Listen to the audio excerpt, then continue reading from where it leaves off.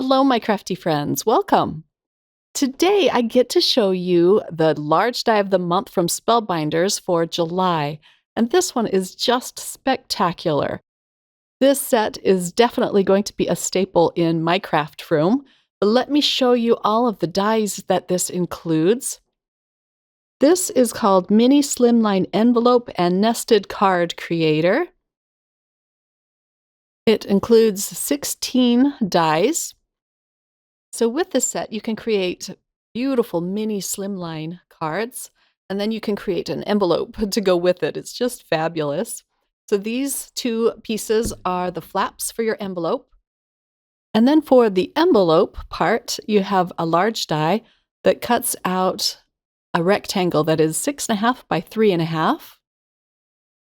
And then you have 7 nested dies, as well as a happy birthday sentiment. You also get some beautiful floral dies.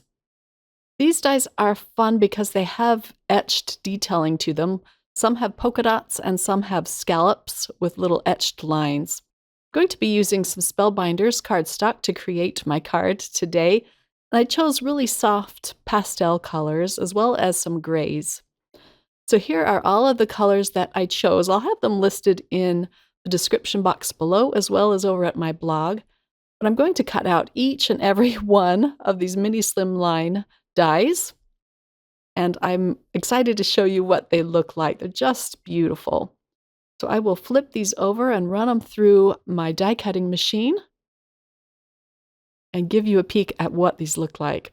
So I have everything cut out, even my floral images. The largest die cuts out polka dots along the edges, and then this second die has some pretty scallops and etched lines. I'll hold it kind of close here so you can see that better.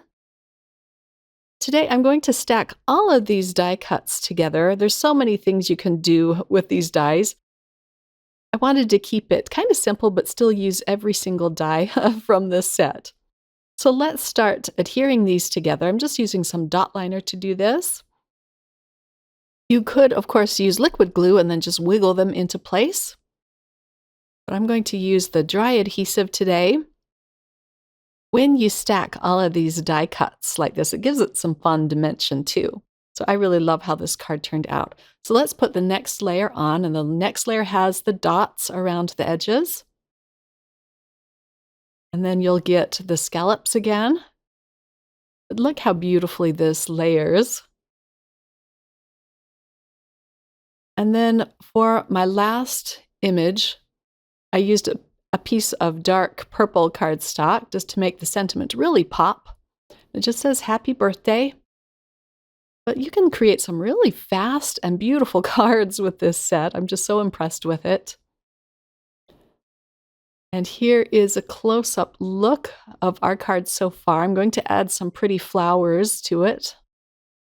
The largest nested die measures 6.25 by 3.25.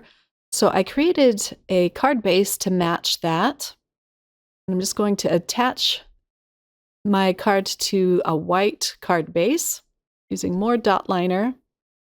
And then I love how the polka dots really show through with this white paper behind it. But can you see the polka dots along the edges? That is so cute. Here's a close-up look of it so far. Now let's make up a bunch of layering flowers for this card. I cut out all of my flower dies using the same cardstock as I did on the card. And I'm using a jewel picker just to pick up these small pieces and layer them together. This time I'm using liquid adhesive. I'll put a few of these together for you on camera. Most of them I'm going to do off camera. But I also cut out the leaves and the greenery, as well as some little gray dots for the insides of the flowers. I like to use my heart trays to store all of the die cuts so that I don't lose them all over my desk, especially the little gray pieces. I do sell them over on my Etsy shop if you're interested in those. All of the flowers I'm going to be popping up with foam tape. I'm putting 3 at the top right-hand corner and 3 at the bottom left. So I did use the same colors on my flowers as I did with my panels, because I didn't want them to compete with the sentiment, which again, I used the bright purple paper so that it stands out nice and bold. Now I can attach some greenery around the flowers, and these I'm just going to glue down with some liquid adhesive.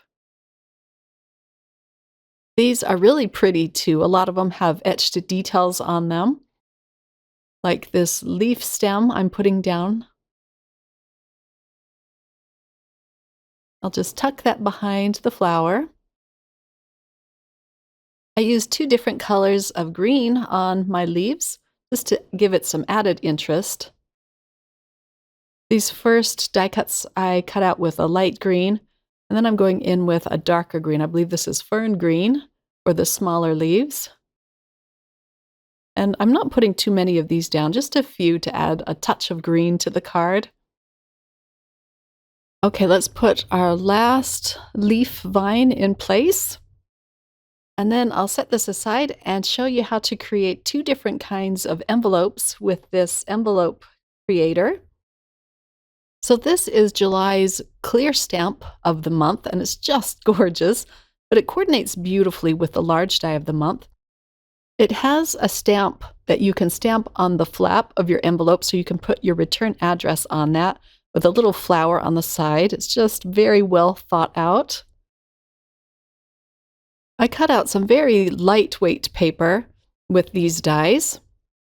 It's a little bit heavier than like a printer paper would be, but I didn't want to add more bulk to my card by using a heavyweight cardstock for the envelope. You can, of course, use whatever you'd like. This is a piece of 12 by 12 cardstock that I've had in my stash for a long time, and it's just pretty lightweight. I'd say 65 pound. So all of the pieces have score lines on them, and there are 2 on each. I'm using my bone folder to press them down flat, and then I can attach them to the sides of my envelope. I'm trying to put the glue as close to the edges as I can, just so these will lay really flat. So the first envelope I'm creating is going to be a landscape envelope, I think you would call it. So I'm putting on the 2 side flaps first. You could use double-sided adhesive to put these together if that's what you'd prefer. I just want to put these right at the very edge. And now for the bottom flap. And these envelope creator dies are really neat too, because they will also create 2 different sizes of envelopes. I'm creating a smaller size here, so this one will fit a 6" by 3" card. So there are 2 embossed lines to these flap pieces. I folded mine at the top line to create this smaller card, but if you want to create just a little bit of a larger envelope, you'll want to fold the bottom lines on the flaps. Now I can glue my flaps together. And you can put the side flaps on the inside or the outside, whichever you prefer. I just thought it looked pretty having the smaller flaps on the outside. And here it is all done. I'll put a little bit of double-sided adhesive on the top flap for when I'm ready to mail this out. Isn't that just pretty? Now let's make a portrait style envelope.